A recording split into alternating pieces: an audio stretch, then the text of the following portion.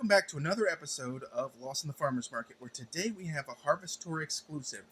An exclusive from the May Harvest Tour, and this episode will probably be posted in June. So you'll be getting it a week or two after the fact. Now, some of you will look at this plant and go, wait, that looks familiar. If you've hit up my forage blog, you'll know that on the last tour I photographed this plant, but did not have the initiative at the time to collect a sample. This time, me and Mr. Trowell were very ready. So what is this plant, in case you didn't read the forage blog? Its scientific name is Chimaphia maculata. Maculata. It is, I know it as striped wintergreen. However, it is also known as spotted wintergreen. The names are interchangeable, even though I don't see spots, so whatever. I guess that must be a sub variety or something. It is in the Ericaceae family, which means it's related to things like blueberries and the actual wintergreen, which is Gaultheria. Actual wintergreen, the minty flavor that you see in candies and stuff, usually comes from one of two sources: either an actual mint or a plant called wintergreen, which is Gaultheria, which I do have a very healthy specimen in the test gardens. In the case of I believe in the case of Gaultheria, it may or may not be related to the blueberries and in the Ericaceae family. But if I'm off on target there, I will put that in the notes later. Anyway, Chimaphia comes from the Greek words chima, meaning winter, and phyla, lover of winter, i.e. wintergreen. Kind of fits. Maculata means spotted or blotched, or patchy. Okay, alright. Well, some of the depictions of this plant indicated that it should also have stripes and spots, or spots.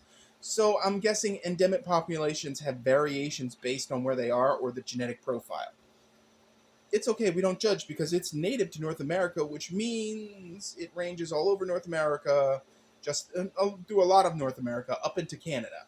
So it's a native species, so we can be chill with this one. It's hardy in USDA zones 5A through 8B, and is classified as a broadleaf evergreen perennial. Now, looking at it up close, which we're going to zoom in here, you can see that it is definitely broadleaf. It's definitely brilliant. And you know what's really great? This sample is actively blooming. Look at that. Look at that pretty flower. That's something, ain't it? I mean, for samples go, this is a total score. Now, its soil pH preference is 6.8-ish. It's hard to say what it is because it's one of those things where people haven't sat down and really tested it. And I'm seeing lacking or completely conflicting information on the sources through the internet.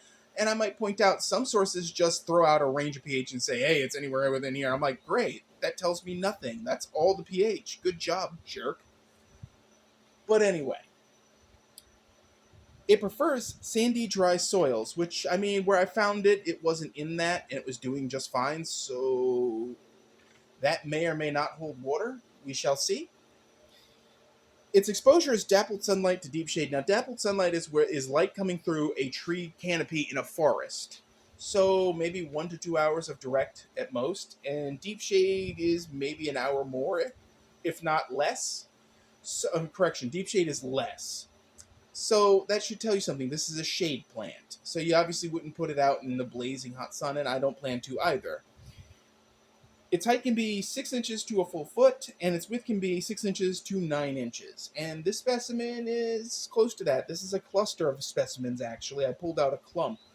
I didn't want to break them up and cause more trauma to the individual specimens because, beating up your specimens is not a good thing. You get reported to the plant authorities for that.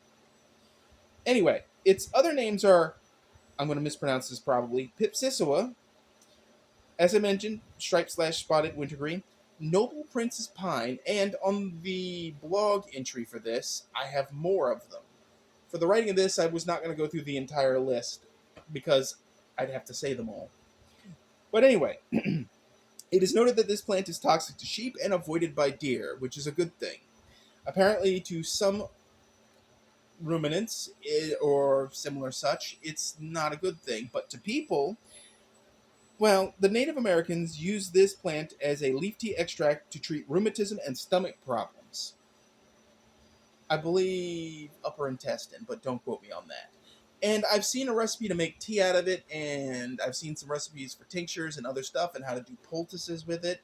So there are options on the table.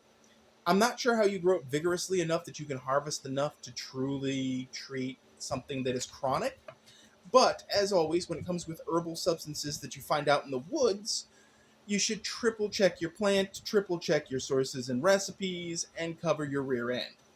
Always consult someone who is a certified practitioner of the specific herbology or what have you that you need to use for your own health and wellness.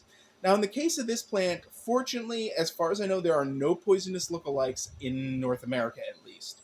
I don't know if there are weirdo poisonous lookalikes in other countries and other biomes. I can't say, but in North America, it pretty much looks like this. And as far as I know, the only plant that even looks remotely similar is maybe one of those creeping ground cover euonymosi, whatever, euonymus. Anyway, so yeah. Now on that point, I'm gonna zoom out a little bit for you guys. Oh, the camera's not letting me. Oh well. There we go. So, with that said, this is striped wintergreen, a lovely native herb. Even if you don't grow it as an herb, those flowers are kind of pretty, and I hear they're scented. The one on there looks like it's already been pollinated and it's trying to form seeds, so I may or may not get a chance to smell that. But it is in this bag because this bag is effectively a greenhouse. I'm going to pull it back up over the plant, and I'm going to put it in a deep shade position inside the house and let it recover from being transplanted. The soil in it, as I mentioned, is 50% in relatively inert potting soil with no fertilizers or anything added to it, and a clump of the native soil because it didn't want to break up this cluster. So, if you have any thoughts on spotted wintergreen, this lovely Wild Harvest Store exclusive, please put them in the comments section and feel free to ask any questions you've got. If you haven't already, please hit subscribe. Please like this video if you liked it. We're trying to grow the channel this year, like all the weird and wacky herbs I got. And as always, folks, keep them growing. Hit up the Forage blog for more stuff. There will be a new exclusive on there for the Harvest Tour. So, as always, folks, keep them growing, and thanks for watching.